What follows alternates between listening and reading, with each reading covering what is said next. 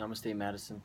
My name is Billy Sky, or Sky, as uh, Scott knew me by, and I just wanted to make this quick video to express my condolences to you and to share some of the uh, nice things that I remember about Scott, and hopefully something that can help you with what you're dealing with right now. Uh, so I remember that we would go camping. We went to St. Andrews Middle School together, and we were out on some Christian camping trips, and we would always talk about the universe and uh, what was going on in life, outside the box. And as you probably know, Scott's dad, I don't know if he still is, but he was an atheist. And so me and Scott were talking about that, and we came to the conclusion of agnosticism because an atheist means someone who is directly saying that there is no God at all, doesn't exist, and that's a concrete fact. And we decided that how can someone know concretely that there is no God? It rather because our mind and our senses are so limited, we don't really know whether or not there is one. And so we decided agnosticism, which was much better philosophy, which is the philosophy that there could be a God, there could not, who knows? And so we were both agnostics together for quite a while. And after uh, high school, we both started getting into drugs, just mainly pot and stuff like that. But then we kind of went our separate ways when I left Amarillo and I moved to Beaumont. And my journey and my story is another tale for another time. But needless to say, I eventually made my way over to Hawaii, and I met a group of yogis, uh, enlightened spiritual beings that were, you know, living a lifestyle of purity and compassion. And the effect that their association had on me was inspiring, and it made me want to do the same thing.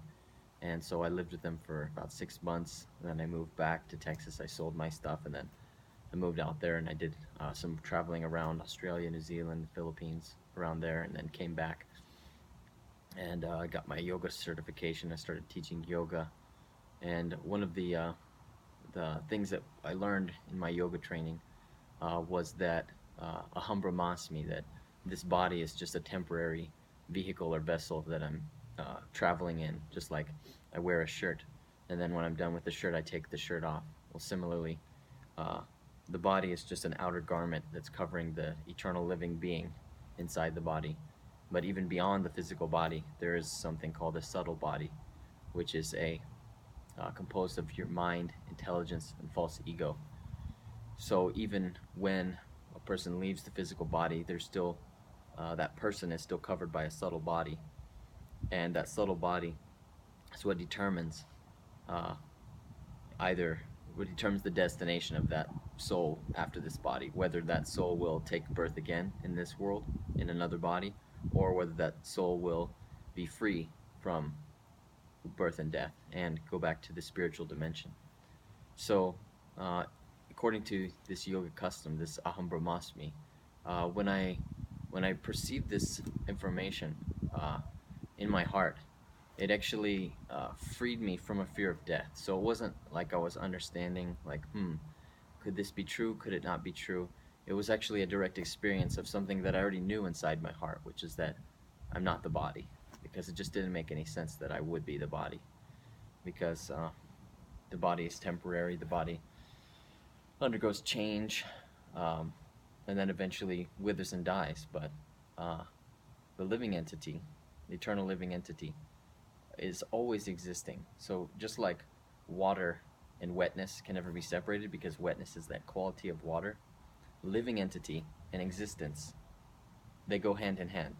So if a being exists, then that existence is in the very nature of that being. Just like water and wetness, you never find them separate. So you can never find a being and a non-existence. It doesn't go together. So if a person exists, like you, like me, in this body, even the body dies, the person still exists. They continue existing. So Uh, this information helped me greatly with, uh, you know, dealing with the sorrow and the grief of losing family members, losing relatives, losing loved ones, knowing that uh, they were being taken care of, that there was greater forces at hand that were managing and helping them in whatever realms that they were moving through. So I hope that information is in some way beneficial to you. And the meditation technique that I was going to teach you is a way of bringing about pure joy in the heart. And so this joy is able to gradually cut through any grief and sorrow that a person may feel in the heart. So it may be overwhelming at the beginning, but if one continues this meditative practice day in and day out, uh, over a period of time, one will notice gradual increase in, first with peace, inner peace, calmness, satisfaction, and then eventually blossoming into joy. Just like when I'm a farmer, so when you plant a seed and that seed grows, first it's tiny and you can't really notice it. It doesn't really do anything. But eventually that seed grows into a tree. And then after a while that tree bears fruit. And then when you taste the fruit, that's when you go, wow, this is really nice. So this type of meditation is just like that. It takes some time. In the beginning, you're just having a seed. So it's important to protect that seed, to nurture that seed, and to try to water that seed when you can with a meditation, with a sacred sound. And gradually over time, you will bear the fruit of that practice, which will be a deep satisfaction that no one can take away from you. So it's very simple. We use the sacred sounds that have been passed down from great teachers and masters that have reached the uh, complete purification and perfection in their own existence. So the one I'm going to teach you today is 4 syllables. Go, ra, ong, ga. So you can just repeat it or just listen to me say it, and then when you feel comfortable, you can say it out loud yourself. And I do it with diaphragmatic breathing, so I breathe in and then exhale. Go, ra, ong, ga. Go, ra, ong, ga. Go, ra, ong, ga. Go, ra, ong, ga. Go, ra, ong, ga. Go, ra, ong, ga. Go, ra, ong, ga. Go ahead and try. Go, ra, ong, ga. Go, ra, ong, ga. Go, ra, ong, ga. Go, ra, ong, ga. Go, ra, ong, ga. Go, ra, ong, ga. Go, ra, ong, ga. Try to focus your mind on the sound. Go, ra, ong, ga. Go, ra, ong, ga. Go, ra, ong, ga.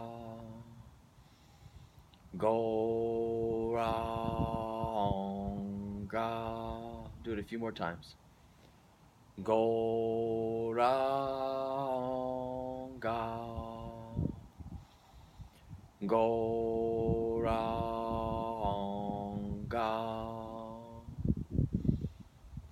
Go, ra, ong, ga.